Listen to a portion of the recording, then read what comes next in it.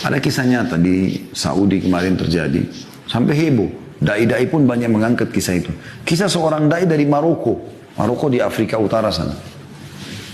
Ada satu negara Arab yang ada di sana. Orang ini, dai ini di Maroko, subhanallah dia mimpi.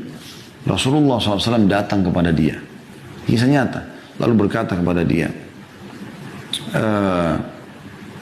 sesungguhnya ada seseorang tinggal di Mekah bernama Fulan, gitu kan.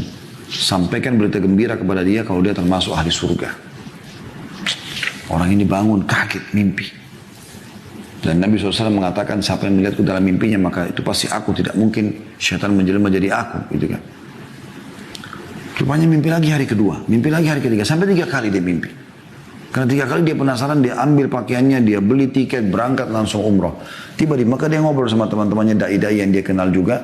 Orang-orang saleh, Masya Allah, kelihatan ada jenggotnya, kelihatan wajahnya orang-orang saleh, Masya Allah. Bertemu mereka, lalu dia cerita sama teman-temannya, saya mimpi ada seseorang bernama Fulan bin Fulan dari suku ini, itu di Mekah. Dan Nabi SAW bilang 3 kali dalam mimpi saya, sampaikan dia termasuk ahli surga. Gimana nih gitu? Ayo kita cari. Teman-temannya bantu cari, tanya sana, tanya sini. Setelah berapa hari berusaha, nah betul ditemukan ada orang bernama itu di salah satu, kalau kita RT lah ya, di Mekah. Datanglah mereka ke sana, lalu kemudian menanyakan kepada Pak RT-nya kalau kita ya, Umdah gitu kan. Nanya, gimana nih? Ada nggak sih orang bernama Fulan? Mereka RT-nya sendiri, RT itu RW itu kaget pada saat itu. Kenapa kalian cari? Kalian ini kelihatannya orang-orang soleh, kelihatan wajahnya, penampilannya orang-orang soleh. Ngapain cari orang ini? Ternyata orang ini buruk sekali di tengah-tengah masyarakat itu. Tapi Nabi SAW bilang dia termasuk ahli surga. Luar biasa. Gitu. Maka kata orang yang dari Maroko ini, emang kenapa? Dia bilang kalian tidak layak bertemu sama orang ini. Orang ini ahli maksiat. Kalau ada orang yang paling buruk di tempat kami ini, dia orang paling buruk ini. Enggak sholat, enggak segala macam. Kata orang dari Maroko, tapi saya mau ketemu. Di mana rumahnya? Tunjuk rumahnya. Pergilah ke sana, ringkas cerita. Begitu tiba di sana, kemudian ya ketuk-ketuk itu dibuka sama orang ini. Keluarlah orang yang penampilannya, dari penampilan saya subhanallah kelihatan kayak orang buruk gitu ya.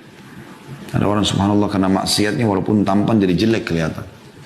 Ada orang subhanallah karena kesolehannya walaupun biasa tapi Allah berikan kelebihan. Seperti itu. Orang nyaman interaksi sama dia.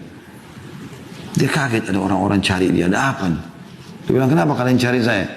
Kata orang dari Maroko, apakah kau Fulan bin Fulan dari suku ini? Dia bilang iya.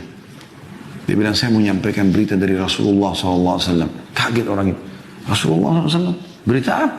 Dia bilang saya si Fulan dari Maroko. Saya mimpi 3 hari berturut-turut. Rasulullah SAW menyuruh saya menyampaikan kepada kamu berita gembira kalau kau termasuk ahli surga.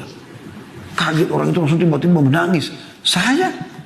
Kata dia, kata orang Maroko itu, iya demi Allah saya nggak bohong sama kamu. Saya datang dari Maroko jauh-jauh umroh ini hanya untuk bertemu dengan kamu menyampaikan itu. Dia bilang demi Allah, akhi, orang itu bilang, tidak ada orang lebih buruk daripada saya di sini. Bagaimana bisa saya dapat jaminan itu? Kata orang Maroko itu saya nggak pusing dengan itu.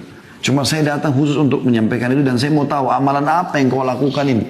Sampai 3 hari betul-betul saya mimpi Rasulullah suruh sampaikan sallallahu alaihi wasallam berarti mereka termasuk ahli surga. Dia bilang, saya tidak ada. Kalau orang Maroko, coba ingat. Hanya sampai dia ingat. Dia mengatakan, yang saya teringat sekarang, tetangga saya ini, tunjuk rumah sebelahnya. Tetangga saya ini adalah seorang janda yang punya 3 anak. Hidupnya susah. Waktu suaminya meninggal, nggak ada yang menaungi mereka.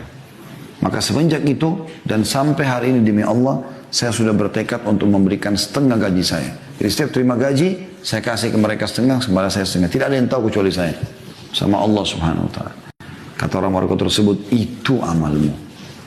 Memenuhi hajat saudaramu muslim tadi itu. Kata orang soleh ini, ayo segera ikut sama saya ke Masjid Haram. Maksudnya ayo segera taubat kembali kepada Allah. Perbaiki amalmu. Ini luar biasa berita gembira. Orang itu ketakutan mengatakan, saya tidak layak ke haram sekarang seperti ini. Ini di Mekah ini, bayangkan aja. Lalu kata orang Maroko, baik, siapkan dirimu. Dia bilang dia siap-siap, dia mandi, dia bersih, dia pakai baju terbaik, lalu dia ikut ke masjid. Kata orang Maroko ini begitu masuk masjid, nangis orang ini. Seperti orang yang masuk ke sebuah alam yang penuh dengan kedamaian, kebahagiaan luar biasa. Dia bilang begitu masuk masjid, mulai sholat, kata orang Maroko ini, Nangis terus orang itu, Ishak. Karena nangisnya, Ishak karena terusnya dia nangis, kami pun sampai nangis gitu. Dan subhanallah, setelah baca tilawah Al-Quran di rakaat pertama, ruku, i'tidal, sujud. Begitu sujud, kami bangun sama imam, dia masih sujud orang ini. Kami sujud lagi yang kedua, dia masih sujud. Kami berdiri rakaat kedua sampai terus. Itu maghrib waktu itu. Setelah saya salam, habis sholat maghrib, setelah saya sentuh dia jatuh sudah meninggal dunia. Allah tutup dengan husnul khatimah. Karena memenuhi hajat saudara muslim. Sayangnya teman-teman sekalian kita Allahul Musta'an. Semoga Allah maafkan kesalahan. Kadang-kadang depan mata sudah jelas saudara kita muslim datang. Miskin, jilbabnya kotor, di lampu merah, sendalnya juga putus. Minta, masih gak dikasih. Mana kita dengan hadits ini? Ya. Barang siapa yang memenuhi keperluan saudaranya, maka Allah akan memenuhi keperluannya. Hajatmu dipenuhi. Dan Allah tadi saya bilang kalau sudah membalas, Wallahu inna Allah atau Allah yarzuqu ma yasha' bighairi hisab. Allah kalau kasih rezeki tidak pernah pakai perhitungan lagi.